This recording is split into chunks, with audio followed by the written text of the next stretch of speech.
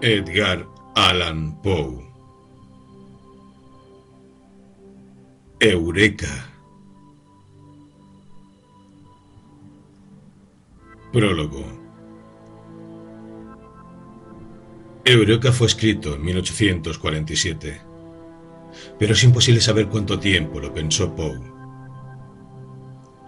Desde niño, dice Herbie Allen, había amado las estrellas, desde los días del telescopio en casa de John Allan. En las páginas de innumerables revistas había leído los artículos astronómicos y seguido las noticias del progreso de la ciencia a medida que avanzaba década tras década. Y ello lo había llevado a Laplace, a Newton, a Nicol, a oscuras obras de física y matemática, a Kepler y a Boscovich.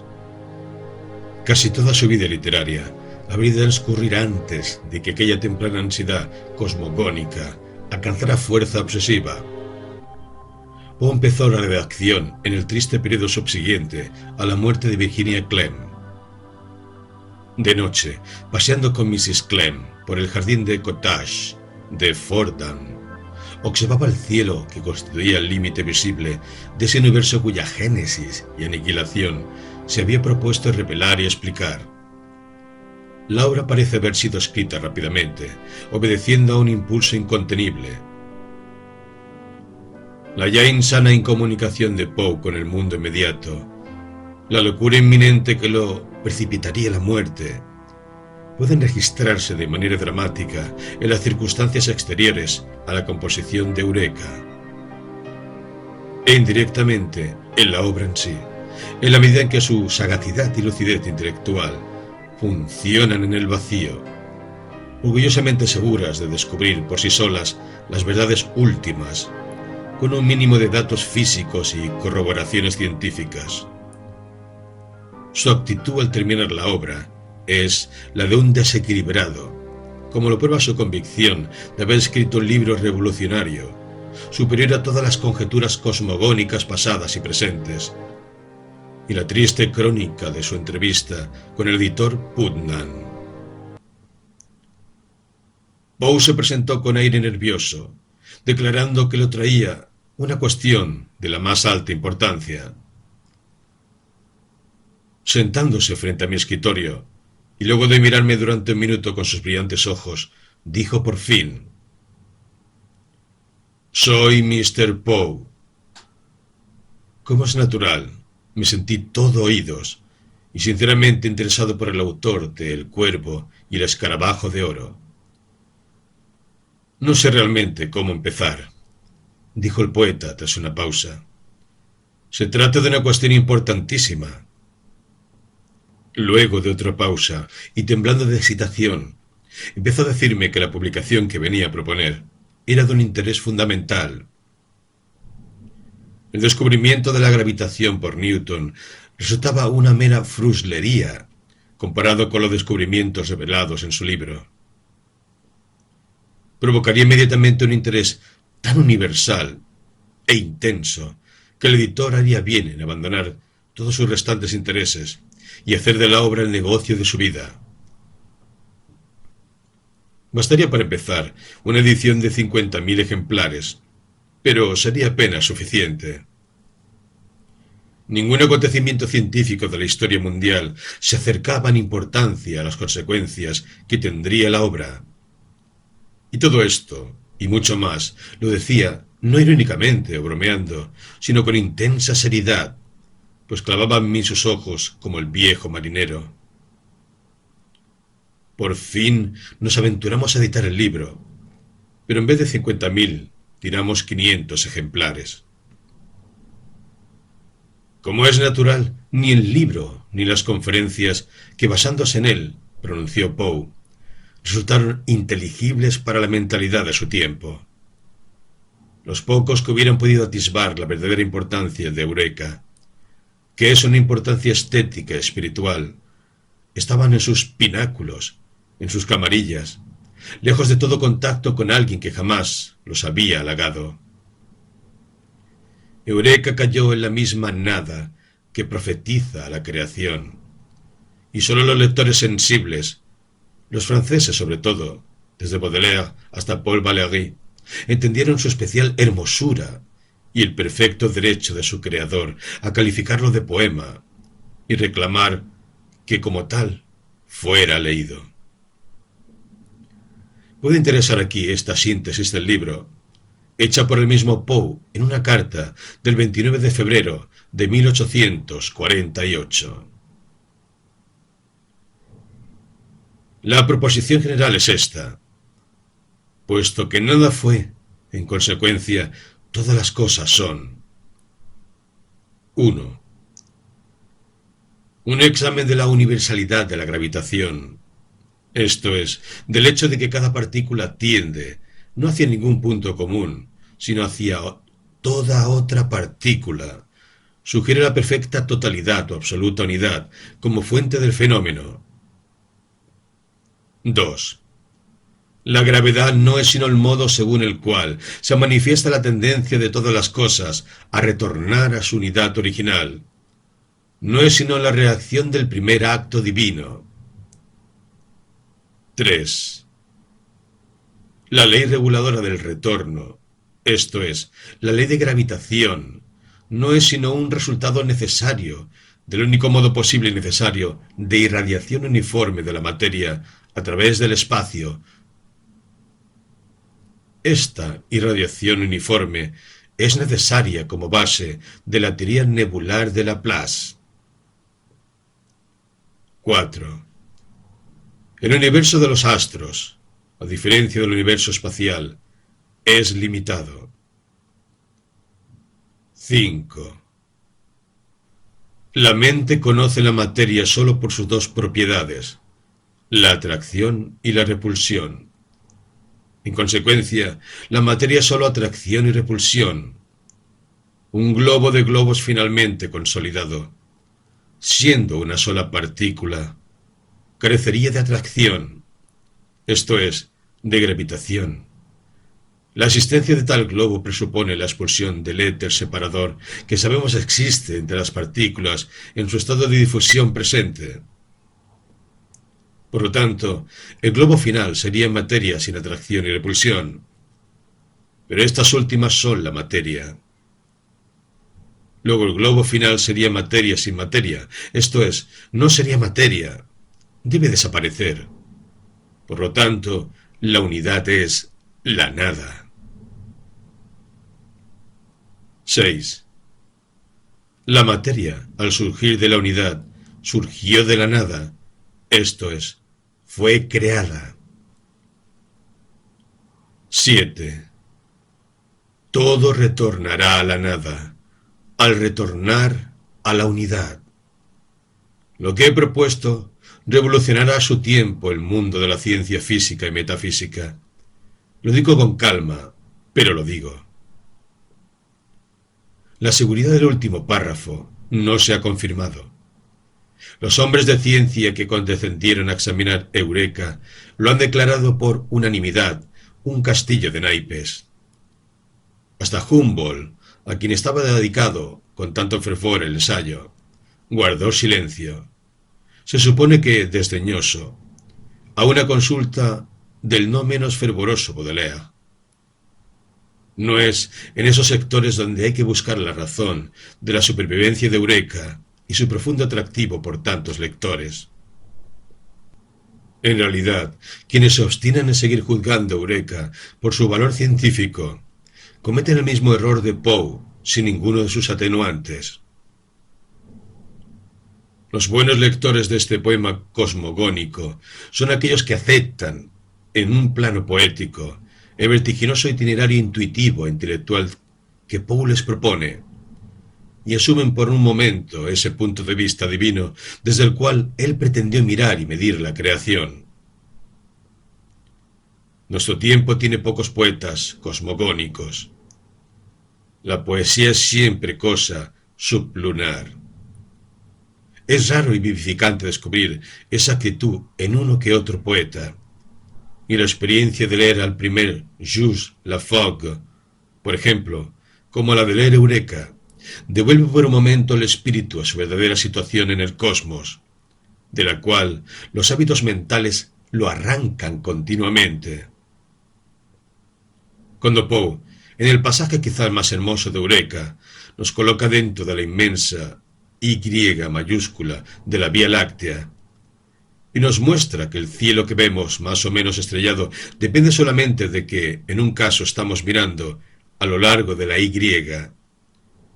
y en el otro miramos a través de ella, se tiene por un instante un vértigo de infinitud, porque, junto con él, estamos mirando con ojos más que humanos, con ojos abiertos en el límite de una tensión poética y mental, al borde de la ruptura. Sólo así hay que leer Eureka, recordando que él lo dedicó a aquellos que sienten más que a los que piensan, y lo mostró como un producto de arte. Todo bien considerado, las mejores páginas que se han escrito sobre este libro siguen siendo las de Paul Valéry. En el fondo, Poe no se equivocaba al atribuir importancia a su libro, porque la creyera de un orden distinto. Así lo siente W. H. Anden. Hay mucho más de audaz y de original en tomar el más antiguo de los temas poéticos, más antiguo aún que la historia del héroe épico, es decir, la cosmología, la historia de cómo las cosas llegaron a existir, tal y como son, y tratarlo de manera completamente contemporánea. Hacer en inglés y en el siglo XIX lo que Hesíodo y Lucrecio habían hecho en griego y latín siglos atrás. Poe lo hizo, y acabó de quemar su inteligencia en esa desesperada empresa más solitaria que todas las suyas. Al año siguiente, cuando erraba por Filadelfia alucinado y borracho, escribiría a Mrs. Clem: «No tengo deseos de vivir desde que escribí Eureka. No podría escribir nada más».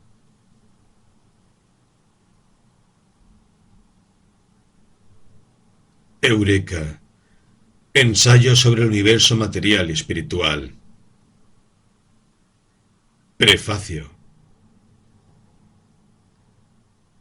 Con profundo respeto dedico esta obra a Alexander von Humboldt. A los pocos que me aman y a quienes yo amo, a los que sienten más que a los que piensan, a los soñadores y a los que depositan su fe en los sueños como únicas realidades, ofrezco este libro de verdades, no como anunciador de verdad, sino por la belleza que en su verdad abunda, haciéndola verdadera. A ellos presento esta composición sólo como un producto de arte, como una novela, o, si no es una pretensión demasiado elevada, como un poema. Lo que aquí propongo es verdadero, por lo tanto, no puede morir. Y si de alguna manera fuese hollado y muriese, nacerá de nuevo a la vida eterna. Sin embargo, sólo como poema deseo que sea juzgada esta obra después de mi muerte. Edgar Allan Poe. Con verdadera humildad, sin afectación y hasta con un sentimiento de temor, escribo la primera frase de esta obra, pues de todos los temas imaginables, acerco al lector al más solemne, al más amplio, al más difícil, al más augusto. ¿Qué términos hallaré suficientemente simples en su sublimidad, suficientemente sublimes en su simplicidad, para la mera enunciación de mi tema? Me propongo hablar del universo físico, metafísica y matemático, material y espiritual, de su esencia, origen, creación, de su condición presente y de su destino. Seré, además, temerario al punto de contradecir las conclusiones y, en consecuencia, poner en duda la sagacidad de muchos de los hombres más grandes y más justamente reverenciados. Para empezar, permítaseme enunciar, con la mayor claridad posible, no el teorema que espero demostrar, pues por más que digan los matemáticos, no hay, en este mundo por lo menos, nada semejante a una demostración, sino la idea conductora que a lo largo de este volumen intentaré continuamente sugerir. Mi proposición general es la siguiente. En la unidad original de la primera cosa se halla la causa secundaria de todas las cosas, junto con el germen de su aniquilación inevitable. Para ilustrar esta idea, me propongo realizar un examen del universo, de suerte que el espíritu sea capaz de recibir y percibir verdaderamente una impresión individual. Aquel que desde la cima del Etna echa una lenta mirada a su alrededor, queda impresionado en especial por la extensión y la diversidad de la escena. Solo girando rápidamente sobre sus talones puedo confiar en que abarcará el panorama en lo sublime de su unidad. Pero así como en la cima del Etna, a ningún hombre se le ha ocurrido girar sobre sus talones. Así, ningún hombre ha captado la absoluta singularidad de la perspectiva, y en consecuencia, todas las consideraciones que pueden estar implícitas en esa singularidad no tienen existencia positiva para la humanidad. No conozco ningún tratado en el cual se dé una visión del universo, usando la palabra en su acepción más amplia. La única legítima, y quizás sea oportuno aclarar aquí, que con el término universo, siempre que sea empleado sin calificación en este ensayo, pretendo designar la mayor extensión de espacio concebible, con todas las cosas espirituales y materiales que pueden imaginarse existentes dentro del ámbito de esta extensión.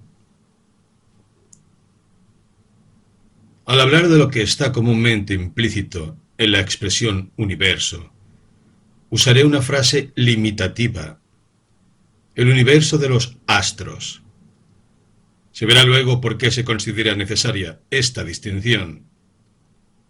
Pero aun entre los tratados sobre el universo de los astros, limitado en verdad, aunque siempre se lo haya considerado ilimitado, no conozco ninguno en el cual el examen de este universo limitado permita efectuar deducciones de su individualidad.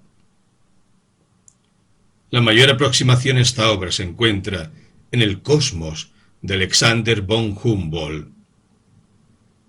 Humboldt presenta el asunto, sin embargo, no en su individualidad, sino en su generalidad. Su tema es, en última instancia, la ley de cada parte del universo meramente físico. En tanto, esta ley se vincula con las leyes de todas las otras partes del universo, meramente físico. Su propósito es simplemente sinerético.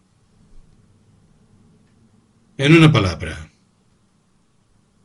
discute la universalidad de las relaciones materiales y descubre, a los ojos de la filosofía, todas las inferencias hasta entonces ocultas detrás de esa universalidad.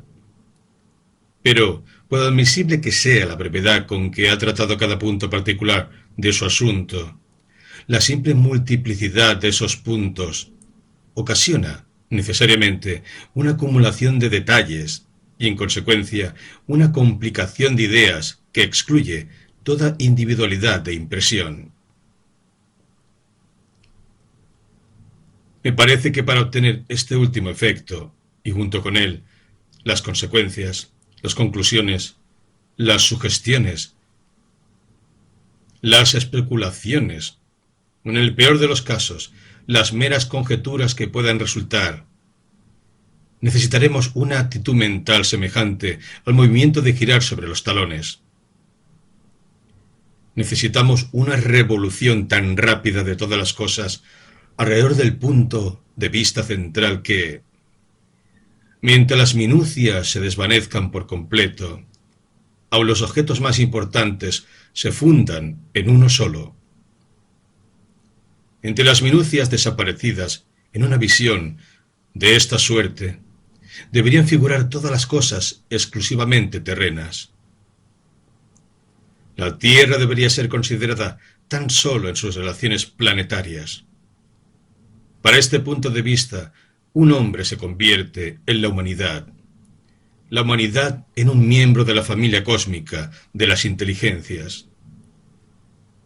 Y ahora, antes de continuar con nuestro tema, llamaré la atención del lector sobre un extracto o dos de una carta bastante notable que parece haber sido hallada en una botella flotando en el Mare Tenebrarum, océano bien descrito por el geógrafo nubio Ptolomeo Hefestión, pero poco frecuentado en la actualidad, salvo por los trascendentalistas y otros buscadores de extravagancias. La fecha de esta carta, lo confieso, me sorprendió aún más que su contenido, pues parece haber sido escrita en el año 2842. En cuanto a los pasajes que voy a transcribir, ellos, imagino, hablarán por sí mismos. ¿Sabe usted, mi querido amigo?, dice el autor, dirigiéndose sin duda a un contemporáneo. ¿Sabe usted que hace apenas 800 o 900 años los metafísicos consintieron en liberar a las gentes de la singular fantasía de que sólo existen dos caminos transitables hacia la verdad? Créalo si puede. Parece, sin embargo, que hace mucho, mucho tiempo, en la noche de los siglos, vivió un filósofo turco llamado Aries y apodado Totle. Aquí el autor alude, posiblemente, a Aristóteles. Los mejores nombres se corrompen, lamentablemente, al cabo de 2 o 3.000 años. La fama de este gran hombre se fundaba principalmente en su demostración de que el estornudo es una previsión natural por medio de la cual los pensadores demasiado profundos pueden expeler por la nariz las ideas superfluas. Pero ganó una celebridad casi tan grande como fundador, o por lo menos principal propagador, de lo que se llamó filosofía deductiva o a priori. Partía de lo que él consideraba axiomas o verdades evidentes por sí mismas. Y el hecho bien sabido, ahora, de que no hay verdades evidentes por sí mismas, no afecta en el más mínimo grado sus especulaciones. Era suficiente para su propósito que las verdades en cuestión fuesen de algún modo evidentes. De los axiomas avanzaba, lógicamente, a los resultados. Sus más ilustres discípulos fueron un tal Tuclides, geómetra, quiere decir Euclides, y un tal Kant, holandés, inventor de esa especie de trascendentalismo que, con el simple cambio de la K por una C, lleva ahora su nombre característico. Pues bien, Aristóteles floreció soberano hasta el advenimiento de un tal Hogg, apodado el pastor de Ettrick, quien predicó un sistema completamente distinto que llamó a posteriori, o inductivo. Su sistema lo refería todo a la sensación. Procedía mediante la observación, el análisis y la clasificación de los hechos. Instantiae naturae, como los llamaba con cierta afectación, disponiéndolos en leyes generales. En una palabra, mientras el método de Aries descansaba en los noumena, el de Hogg dependía de los phenomena. Y tan grande fue la admiración suscitada por este último sistema, que desde su primera aparición, Aries cayó en un descrédito general. Al fin, sin embargo, volvió a ganar terreno y le fue permitido compartir el imperio de la filosofía con su rival más moderno. Los sabios se contentaron con proscribir a cualquier otro competidor presente, pasado y porvenir. Pusieron fin a toda controversia sobre el tema con la promulgación de una ley rigurosa, en virtud de la cual los caminos aristotélico y baconiano eran, y en rigor debían serlo, las únicas sendas posibles del conocimiento. Baconiano, lo sabrá usted, mi querido amigo, añade el autor en este punto, era un adjetivo inventado como equivalente de Hoggiano, al mismo tiempo más noble y más eufónico.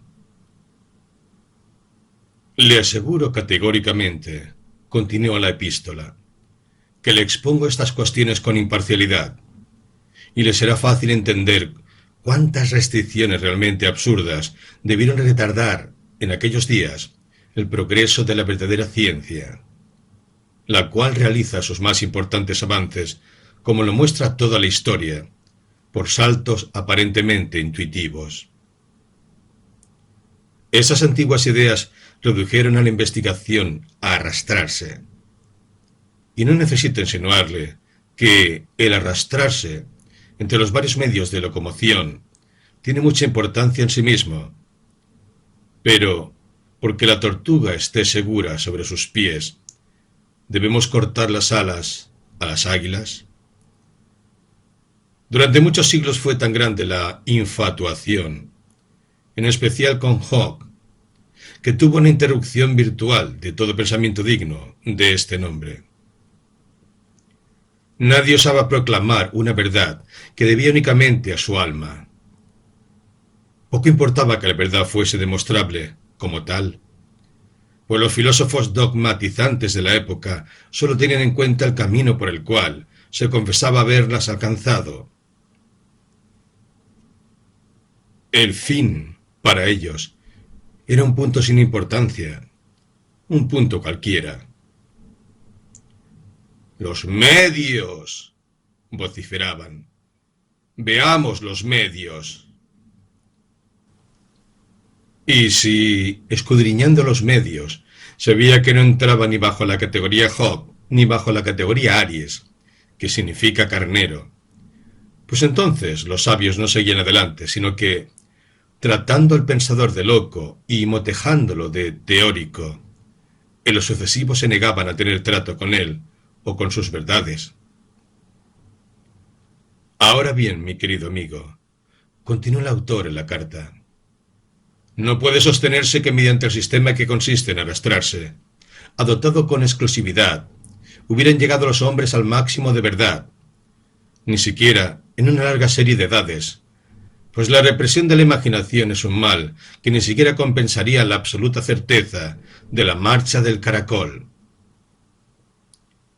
Pero la certeza de nuestros progenitores estaba muy lejos de ser absoluta. Su error era análogo al del falso sabio, que cree ver necesariamente con más claridad un objeto, cuanto más cerca lo tiene de los ojos. Ellos también se enceguecieron con el impalpable, titilante rapé del detalle. Y así los ponderados hechos de los hoggistas, en modo alguno eran siempre hechos, punto de poca importancia, si no fuera que siempre los afirmaban como tales. La falla vital del baconismo, sin embargo, su más lamentable fuente de error, se halla en la tendencia a dejar el poder y la consideración en manos de hombres meramente perceptivos, de esos minúsculos parásitos, los sabios microscópicos, buscadores y buhoneros de hechos menudos, tomados en su mayor parte de la ciencia física, hechos que venden al mismo precio en los caminos, pues su valor depende, se supone, simplemente del hecho de su hecho, sin referencia a su aplicabilidad o inaplicabilidad en el desarrollo de aquellos hechos últimos, los únicos legítimos, llamados ley. Jamás existió sobre la faz de la tierra, continúa diciendo la carta, un hato más intolerante, más intolerable de fanáticos y tiranos que esos individuos súbitamente elevados por la filosofía hoggiana a una situación para la cual no habían nacido, conducidos de las cocinas a los salones de la ciencia, de sus despensas a sus púlpitos. Su credo, su texto y su sermón eran la única palabra hecho, pero en su mayor parte ni siquiera conocían el significado de esta palabra. Hacia aquellos que se atrevían a perturbar sus hechos con el propósito de darles un orden y un uso, los discípulos de Hogg se mostraban implacables. Todos los intentos de generalización eran acogidos de inmediato con los epítetos teórico, teoría, teorizador. Todo pensamiento, en suma, era considerado como una afrenta personal. Cultivando las ciencias naturales con exclusión de la metafísica, las matemáticas y la lógica, muchos de estos filósofos, de estos engendros baconianos, monomaníacos, unilaterales, cojeantes, eran de una importancia más lamentable, de una ignorancia más triste con respecto a todos los objetos posibles de conocimiento, que el más ignaro de los iletrados, quien prueba saber algo, por lo menos, admitiendo que no sabe absolutamente nada. Nuestros antepasados no tenían más derecho para hablar de certeza cuando seguían, con ciega confianza, la senda a priori de los axiomas, la senda del carnero. En innumerables puntos esta senda era tan poco recta como el cuerno de un carnero. La simple verdad es que los aristotélicos levantaron sus castillos sobre una base menos segura que el aire, pues cosas tales como los axiomas nunca han existido ni tienen posibilidad alguna de existir. Han de haber sido muy ciegos, en verdad, para no verlo, o por lo menos sospecharlo, pues, aun en sus días, muchos de los axiomas, durante largo tiempo aceptados, habían sido abandonados ex nihilo nihil fit. Por ejemplo, una cosa no puede actuar allí donde no está, y no puede haber antípodas, o las tinieblas no pueden provenir de la luz. Estas y otras numerosas proposiciones similares, primitivamente aceptadas sin vacilación como axiomas o verdades innegables, eran consideradas, o en el periodo del que hablo, absolutamente insostenibles. ¡Cuán burdas eran! Pues esas gentes que insistían en apoyarse sobre una base cuya pretendida inmutabilidad tantas veces se había manifestado mutable. Pero, aun mediante las pruebas que presentaban contra sí mismos, es fácil convencer a estos razonadores a priori de la crasa sin razón.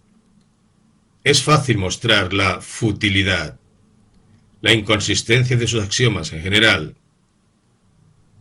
Tengo ahora ante mis ojos, obsérvese que seguimos con la carta, tengo ante mis ojos un libro impreso hace unos 1000 años. Me aseguran que es decididamente la obra antigua más aguda sobre este tópico, la lógica. El autor, muy estimado en su tiempo, era un tal Miller o Mill, y se dice, como dato de cierta importancia, que cabalgaba un caballo de Taona, al cual llamó Jeremy Bentham. Pero echemos una ojeada al volumen mismo. Ah, la incapacidad de concebir algo, dice Mr. Mill con gran justeza. En ningún caso debe ser considerada como criterio de verdad axiomática. Ahora bien, nadie en uso de razón negará que este es un truismo palpable. No admitir la proposición sería insinuar un cargo de inconstancia contra la verdad, cuyo título mismo es sinónimo de constancia. Si la capacidad de concebir algo fuera tomada como criterio de verdad, entonces una verdad para David Hume rara vez sería una verdad para Joe. Y el 99% de lo que es innegable en el cielo sería una falsedad demostrable en la tierra. La proposición de Mr. Mill, pues, es válida. No concedo que sea un axioma, y ello simplemente porque estoy mostrando que no existen axiomas, pero con una distinción que no sería denegada ni siquiera por Mr. Mill. Estoy dispuesto a conceder que, si hay un axioma, esta proposición de la que hablo tiene todo el derecho de ser considerada tal. Que no hay axioma más absoluto, y en consecuencia, que cualquier proposición subsiguiente que contradiga la primera sentada, debe ser o una falsedad en sí misma, es decir, no es axioma. Si se la considera axiomática, debe de inmediato neutralizarse a sí misma, y neutralizar a su predecesora. Y ahora, con la lógica del que los propuso, procedamos a verificar cada uno de los axiomas propuestos. Hagamos juego limpio, Mr. Mill. No daremos a este punto una solución vulgar. No elegiremos para la investigación ningún axioma trivial, ningún axioma de los que llama, de una manera no por implícita menos absurda, de segunda clase. Como si una verdad positiva, por definición, pudiera ser más o menos positivamente una verdad. No elegiremos, digo, ningún axioma de una incuestionabilidad tan discutible como la que se halla en Euclides. No hablaremos, por ejemplo, de proposiciones como la de que dos líneas rectas no pueden limitar un espacio, o que el todo es mayor que cualquiera de sus partes. Concederemos al lógico todas las ventajas. Llegaremos de inmediato a una proposición que él considera el colmo de lo indiscutible, la quintesencia de la innegabilidad axiomática. Esta es: los contradictorios no pueden ser ambos verdaderos, es decir, no pueden coexistir en la naturaleza. Aquí Mr. Mill quiere decir, por ejemplo, y cito el caso de mayor eficacia posible, que un árbol debe ser un árbol o no ser un árbol, que no puede al mismo tiempo ser un árbol y no serlo, todo lo cual es muy razonable en sí mismo, y responderá notablemente bien como axioma, hasta que lo comparemos con un axioma sentado unas páginas atrás, hasta que lo verifiquemos con la lógica del mismo que lo propuso. Un árbol, afirma Mr. Mill, debe ser un árbol o no serlo. Muy bien. Y ahora permítaseme preguntarle, ¿por qué? Para esta pequeña pregunta hay una sola respuesta. Desafío a cualquier hombre viviente a que invente una segunda. Esta sola respuesta es: porque nos resulta imposible concebir que un árbol pueda ser algo distinto de un árbol o no ser un árbol. Esta, lo repito, es la única respuesta de Mr. Mill.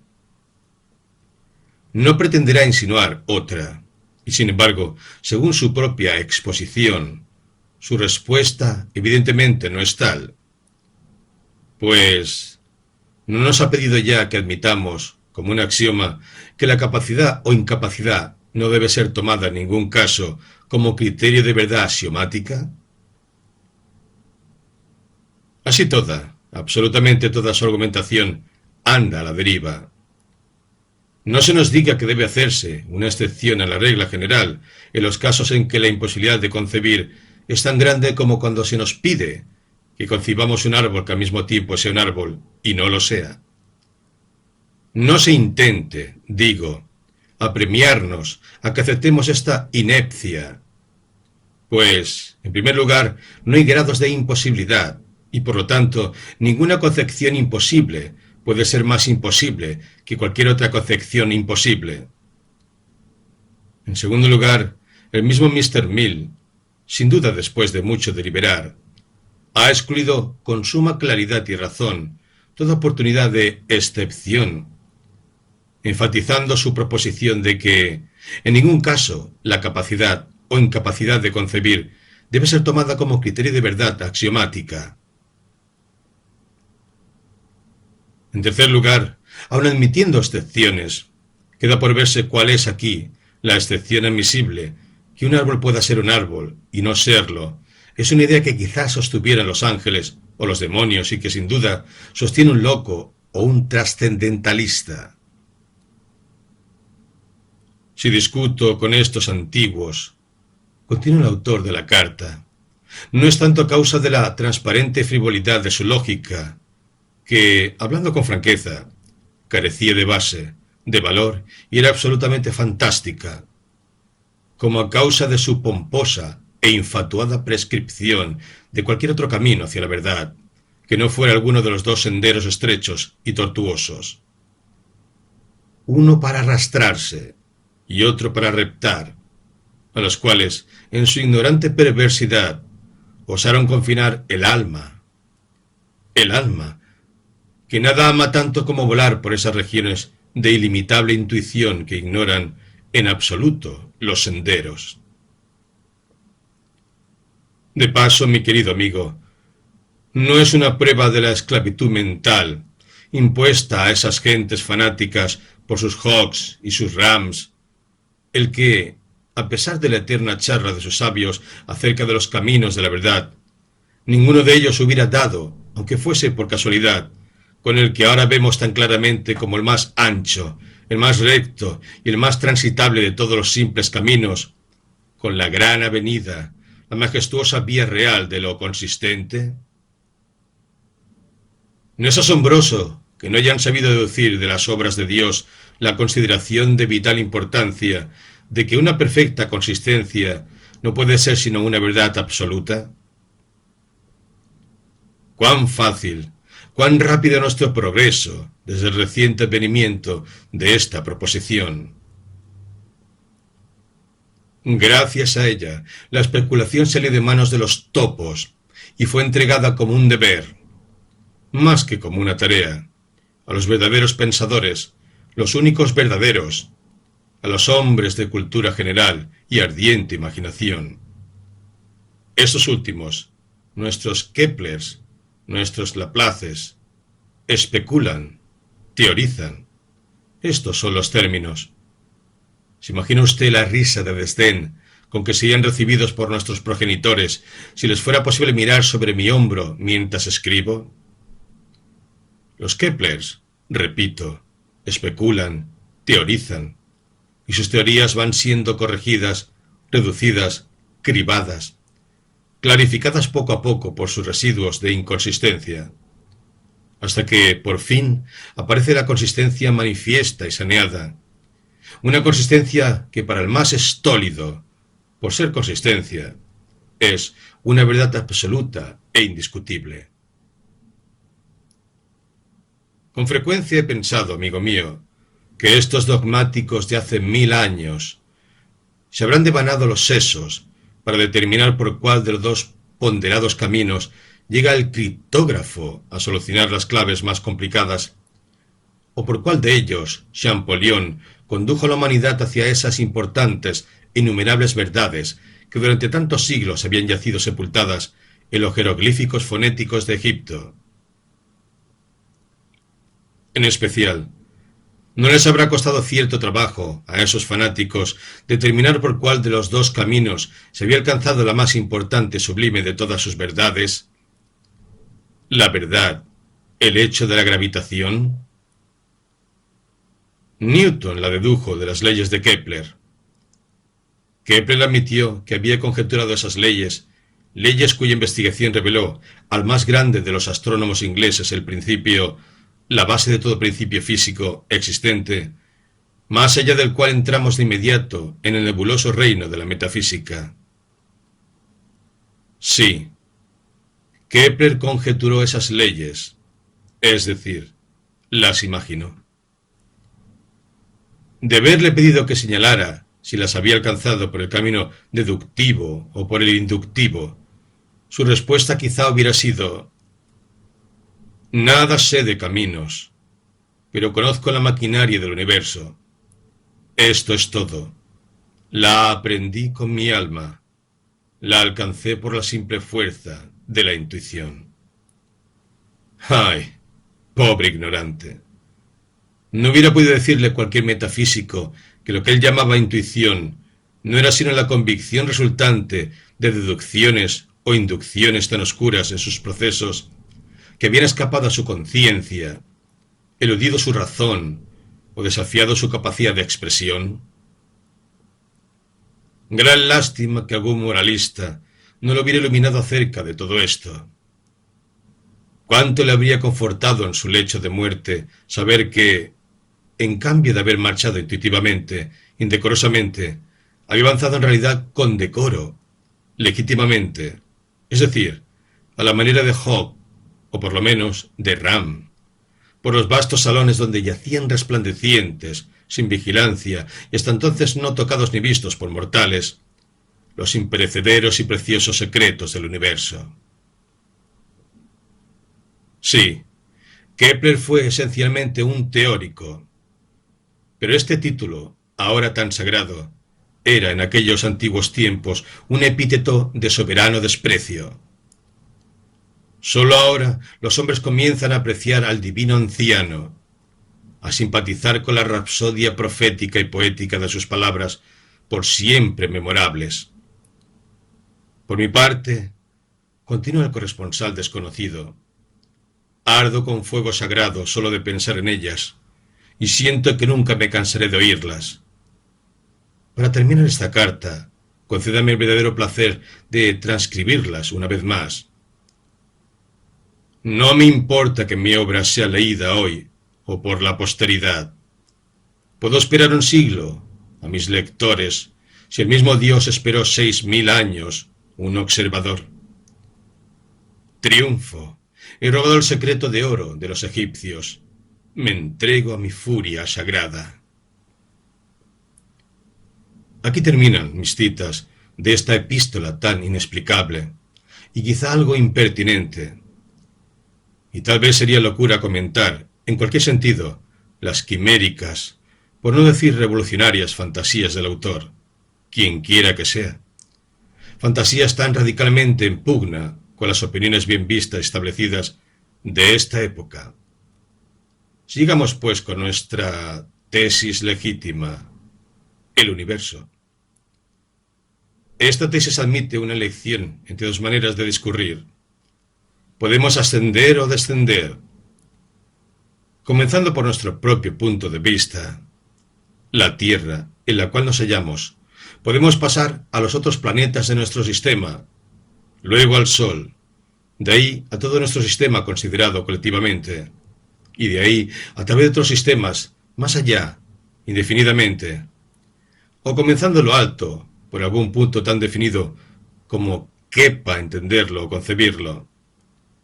Podemos descender a la morada del hombre.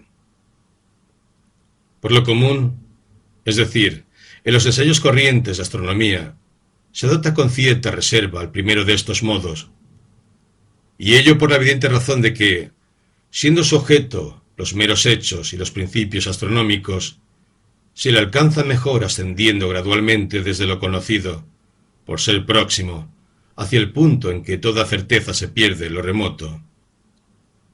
Sin embargo, para mi propósito actual, el de capacitar a la mente para aprender, como de lejos y de una sola mirada, una distante concepción del universo individual, está claro que un descenso a lo pequeño desde lo grande, a los bordes desde el centro, si podemos establecer un centro, al fin desde el principio, si podemos imaginar un principio, sería la marcha preferible si no existiera la dificultad, por no decir la imposibilidad, de presentar en este proceso a los que no son astrónomos un cuadro inteligible de las consideraciones implícitas en la idea de cantidad, es decir, en el número, la magnitud y la distancia.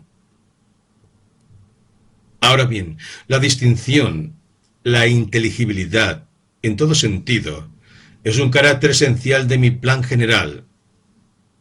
En los asuntos importantes es mejor ser demasiado prolijo que un poco oscuro. Pero el carácter de abstruso no pertenece a ningún tema per se. Todos se asemejan en la facilidad de comprensión para quien se acerca con pasos convenientemente graduados. Solo por faltar algún peldaño aquí y allá, por descuido, en nuestro camino hacia el cálculo diferencial.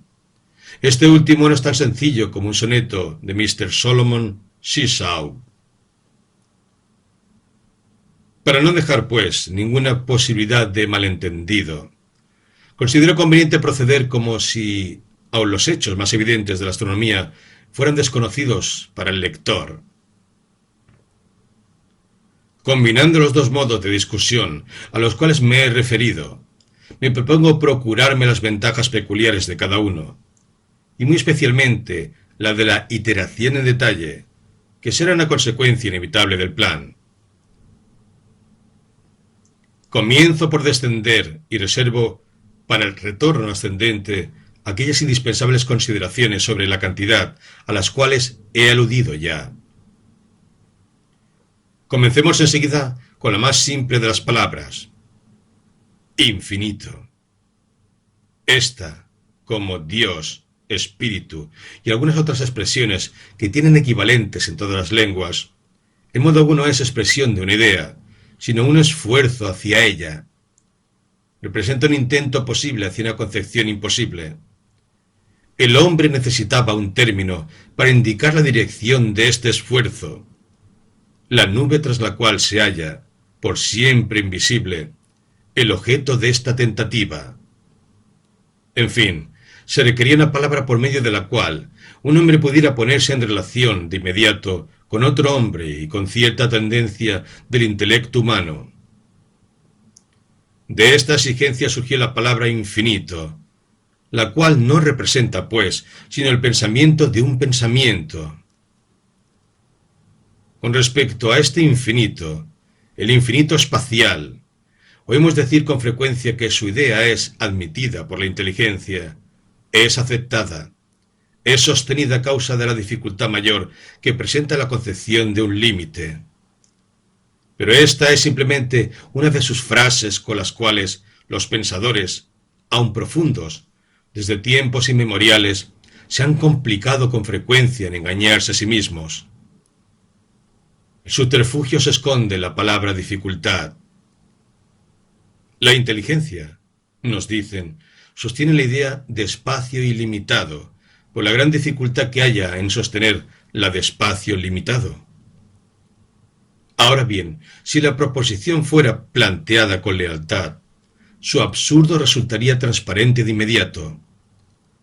Para decirlo claramente, en este caso no hay dificultad.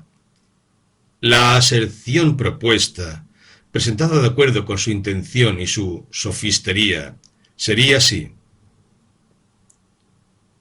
La inteligencia admite la idea de espacio ilimitado a causa de la mayor imposibilidad para sostener la de espacio limitado. Se ve de inmediato que no es una cuestión de dos enunciados acerca de cuya respectiva credibilidad, o de dos argumentos acerca de cuya respectiva validez, debe decidir la razón.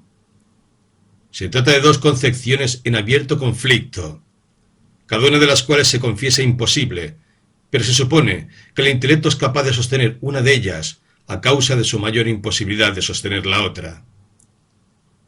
La elección no se plantea ante dos dificultades, simplemente se imagina planteada ante dos imposibilidades.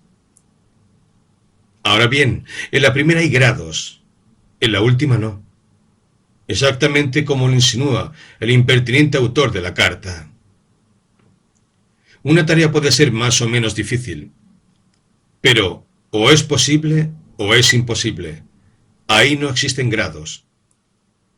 Un hombre puede dar un salto de 10 pies, con menos dificultad que uno de 20, pero la imposibilidad de su salto a la luna no es un ápice menor que la de saltar a Sirio. Puesto que todo esto es innegable, puesto que el espíritu debe elegir entre imposibilidades de concepción, puesto que una imposibilidad no puede ser mayor que otra, y puesto que, en consecuencia, no puede preferirse una a la otra, los filósofos que sostienen en los terrenos mencionados no sólo la idea humana de infinito, sino, a causa de tal supuesta idea, la del infinito mismo, se empeñan francamente en demostrar que una cosa imposible es posible, mostrando cómo esa otra cosa es también imposible. Esto, se dirá, es un desatino, y quizá lo sea. A decir verdad, yo pienso que es un desatino notorio, pero renuncio a reclamarlo como propio. El modo más rápido, sin embargo, de mostrar la falacia del argumento filosófico en cuestión es señalando simplemente un hecho a él referente que ha sido hasta hoy completamente descuidado. El hecho de que el argumento alude al mismo tiempo a las pruebas y refutaciones de su propia proposición. La inteligencia, dicen los teólogos y los otros, se ve impelida a admitir una primera causa por la dificultad mayor que experimenta para concebir una serie infinita de causas. La argucia, como antes, se encuentra en la palabra dificultad, pero aquí se la emplea para sostener ¿qué? Una primera causa. ¿Y qué es esta primera causa? Un término de causas. ¿Y qué es un término de causas? La finitud, lo finito. Así, en los dos casos, es empleada la misma argucia. Dios sabe por cuántos filósofos para sostener ya lo finito, ya lo infinito. ¿No podrían ser utilizadas para sostener alguna otra cosa? En cuanto a las argucias, son, por no decir más, insoportables. Pero para descartarlas, lo que prueban en un caso es la misma nada que demuestran en el otro. Evidentemente nadie supondrá que lucho aquí por sostener la absoluta imposibilidad de eso que intentamos expresar con la palabra infinito. Mi propósito no es sino mostrar la locura de intentar una prueba de lo infinito mismo, o aun de nuestra concepción de lo infinito, con cualquiera de los desatinados razonamientos que se emplean habitualmente. Sin embargo, en cuanto individuo, me está permitido decir que no puedo concebir lo infinito, y estoy convencido de que ningún ser humano puede hacerlo. Un espíritu que no tenga una cabal autoconciencia, que no está acostumbrado al análisis introspectivo de sus propias operaciones, se engañará a sí mismo con frecuencia. Es cierto, suponiendo que ha elaborado la concepción de la cual hablamos. En el esfuerzo por crearla, procedemos paso a paso, y imaginamos punto tras punto, y en la medida que continuamos el esfuerzo, puede decirse, en realidad, que tendemos a la formación de la idea propuesta, en tanto que la fuerza de la impresión que en realidad concebimos o hemos concebido está en razón del periodo durante el cual sostuvimos el esfuerzo mental. Pero en el acto de interrumpir el intento, de completar, así lo pensamos, la idea, de poner el toque final, así lo suponemos, a la concepción, derivamos de un golpe toda la trama de nuestra fantasía, descansando en algún punto último y en consecuencia definido. Sin embargo, dejamos de advertir este hecho a causa de la absoluta coincidencia en el tiempo entre la colocación del último punto y la cesación de nuestro pensamiento. Por otra parte, en el intento de formar la idea de un espacio limitado, invertimos simplemente el proceso que implica la imposibilidad. Creemos en un Dios. Podemos creer o no en el espacio finito o infinito. Pero nuestra creencia en tales casos merece en realidad el nombre de fe, y es una cosa completamente distinta de esa creencia particular, de esa creencia intelectual que presupone la concepción mental. El hecho es que, tras la enunciación de cualquiera de esta clase de términos, entre los cuales se encuentra la palabra infinito, clase que representa pensamientos de pensamientos, aquel que tiene derecho a decir que piensa, se siente llamado, no a elaborar una concepción, sino simplemente a dirigir su visión mental hacia un punto dado del firmamento intelectual, donde se encuentra una nebulosa que nunca se disipará. En realidad, no hace ningún esfuerzo por disiparla, pues con rápido instinto comprende no sólo la imposibilidad, sino la inesencialidad con respecto a todo propósito humano de su eliminación. Advierte que la divinidad no la ha destinado a ser eliminada. Ve de inmediato que se halla fuera de la mente del hombre, e incluso cómo, si no exactamente por qué, se halla fuera de ella. Hay gentes, lo sé, que sus esfuerzos por llegar a lo inalcanzable adquieren muy fácilmente gracias a su jerga, entre quienes creen que piensan, para quienes la oscuridad y la hondura son sinónimos, una especie de calamaresca reputación de profundidad. Pero la más hermosa cualidad del pensamiento es el autoconocimiento. Y de un modo algo paradójico puede decirse que no hay niebla de la mente mayor que la que, extendiéndose hasta los mismos límites del dominio intelectual, los sustrae a la comprensión.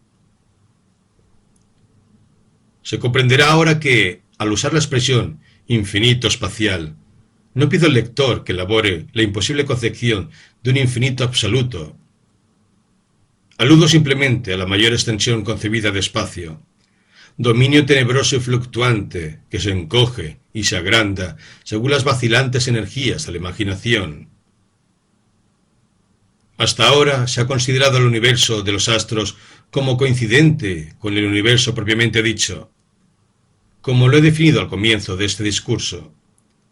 Se ha admitido siempre, directa o indirectamente, por lo menos desde el nacimiento de la astronomía inteligente, que, si nos fuera posible alcanzar un punto cualquiera del espacio, siempre hallaríamos a nuestro alrededor una interminable sucesión de astros. Esta era la insostenible idea de Pascal, cuando emprendió el más afortunado quizás de todos los intentos nunca hechos para perifrasear la concepción por la cual luchamos en la palabra universo. Es una esfera, dice, cuyo centro está en todas partes y su circunferencia en ninguna.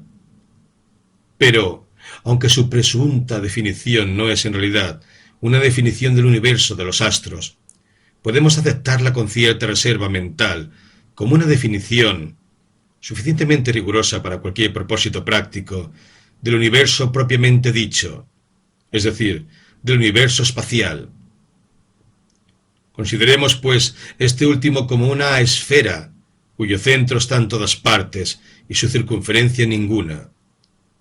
En realidad, mientras encontramos imposible imaginar un fin al espacio, no nos cuesta representarnos cualquiera de sus infinitos comienzos. Como punto de partida adoptemos, pues, la divinidad. Con respecto a esta divinidad en sí misma, solo no es imbécil, solo no es impío el que no propone nada. Nous ne connaissons rien, dice el barón de Bielefeld. Nous ne connaissons rien de la nature ou de l'essence de Dieu. Pour savoir ce qu'il est, il faut être Dieu même. No conocemos nada acerca de la naturaleza o de la esencia de Dios. Para saber qué es, se necesita ser Dios mismo. Se necesita ser Dios mismo. Con una frase tan alarmante que aún vibra en mis oídos, me atrevo sin embargo a preguntar si nuestra presente ignorancia de la divinidad es una ignorancia a la cual el alma está eternamente condenada. Por él, sin embargo, ahora al menos, el incomprensible. Por él, considerado como espíritu, es decir, como no materia, distinción que a los efectos de la inteligibilidad utilizamos en lugar de una definición. Por él, entonces, existente como espíritu.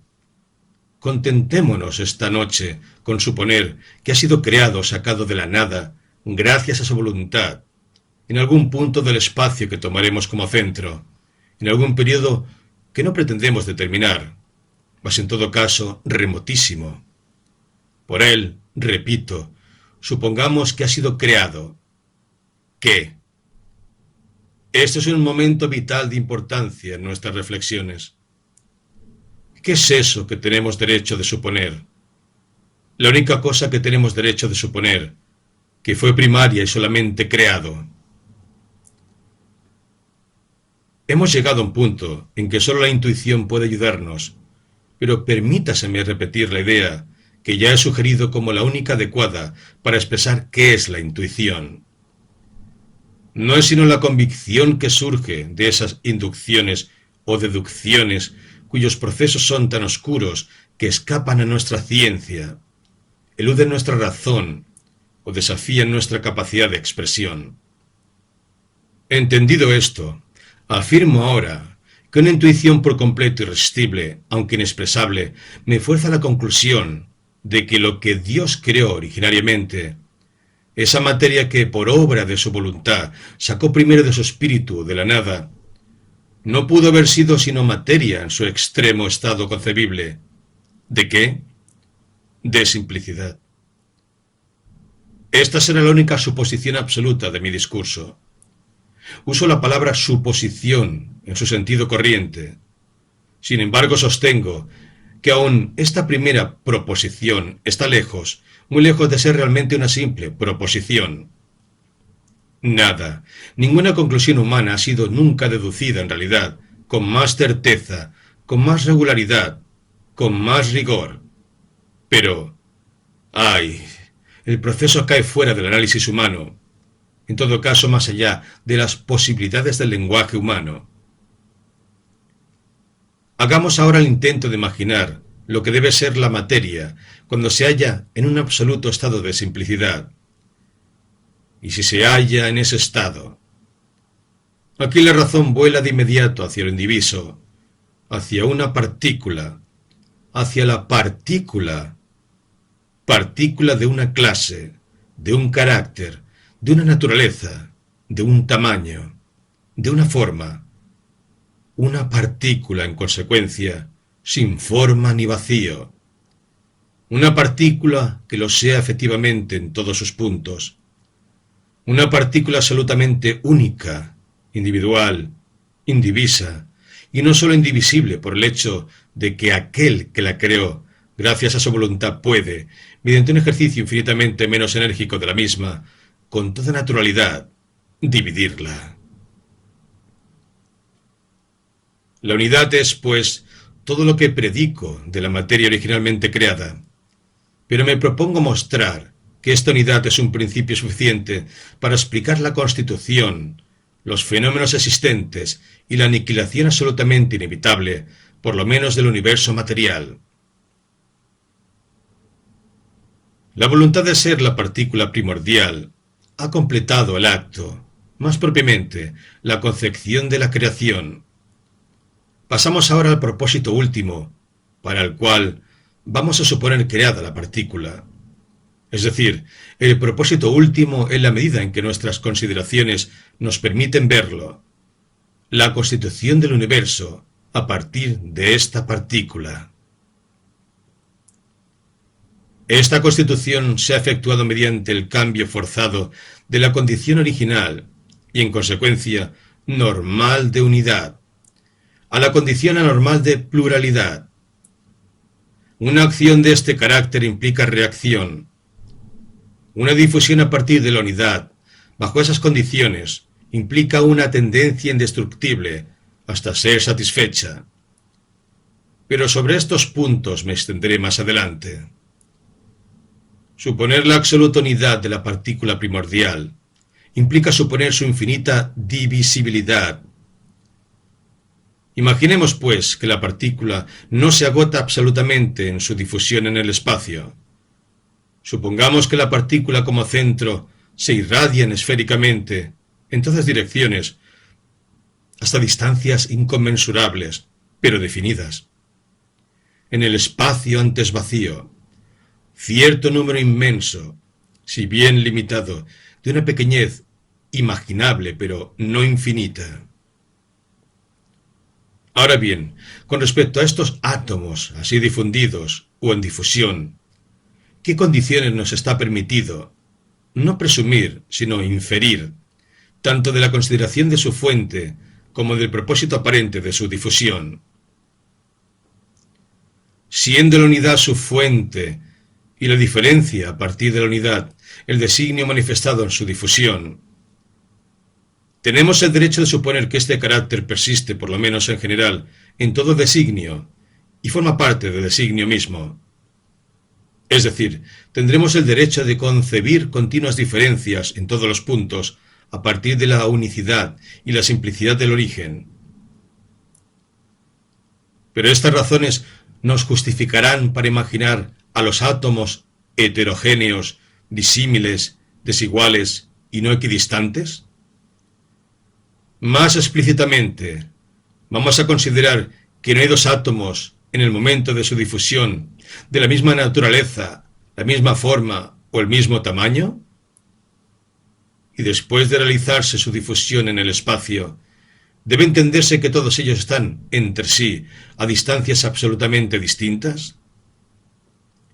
En semejante disposición, en tales condiciones, comprendemos con facilidad y rapidez el procedimiento de ejecución más factible para llevar a su perfección un designio tal como el que hemos sugerido, el designio de sacar la variedad de la unidad, la diversidad de la similaridad, la heterogeneidad de la homogeneidad, la complejidad de la simplicidad.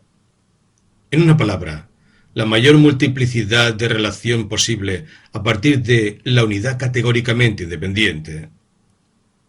Es indudable entonces que tendríamos el derecho de presumir todo lo mencionado, si no fuera primero por la reflexión de que no debe atribuirse supererogación a ningún acto divino. Y segundo, porque el supuesto objeto en vista aparece tan factible cuando se omiten en el comienzo alguna de las condiciones en cuestión, como cuando se las sabe de inmediato existentes. Quiere decir que algunas están implícitas en el resto, o son una consecuencia de instantánea de aquellas, que la distinción resulta inapreciable. La diferencia de tamaño, por ejemplo, será producida de inmediato por la tendencia de un átomo hacia un segundo, de preferencia a un tercero, a causa de una desigualdad particular de distancia. Debe ser comprendida como una desigualdad de distancia particular entre centros de cantidad, en átomos vecinos de diferentes formas. Cuestión que nada se opone a la distribución generalmente igual de los átomos. La diferencia de especie también se comprende fácilmente como simple resultado de diferencias de tamaño y forma, tomadas más o menos en conjunto. En realidad, puesto que la unidad de la partícula propiamente dicha implica absoluta homogeneidad, no podemos imaginar los átomos de diferentes clases en su difusión sin imaginar al mismo tiempo un especial ejercicio de la voluntad divina en la misión de cada átomo, con el propósito de efectuar en cada uno un cambio de su naturaleza esencial. Tan fantástica idea no debe ser tolerada, teniendo en cuenta que el objeto propuesto es perfectamente alcanzable sin semejante interposición prolija y laboriosa. Advertimos, pues, en general, que sería supererogatorio y, en consecuencia, antifilosófico predicar de los átomos, teniendo en cuenta sus propósitos, algo más que la diferencia de forma en el momento de su dispersión, y luego su particular desigualdad de distancia. Todas las otras diferencias surgen de inmediato de estas, en los primerísimos procesos de la constitución de la masa. Establecemos así el universo sobre una base puramente geométrica. Desde luego, en modo alguno es necesario suponer una diferencia absoluta, aun de forma, en todos los átomos irradiados, así como tampoco una desigualdad absoluta de distancia entre ellos. Solo se nos pide que concibamos simplemente que no hay átomos vecinos de forma similar, que no hay átomos que puedan aproximarse hasta su inevitable reunión final.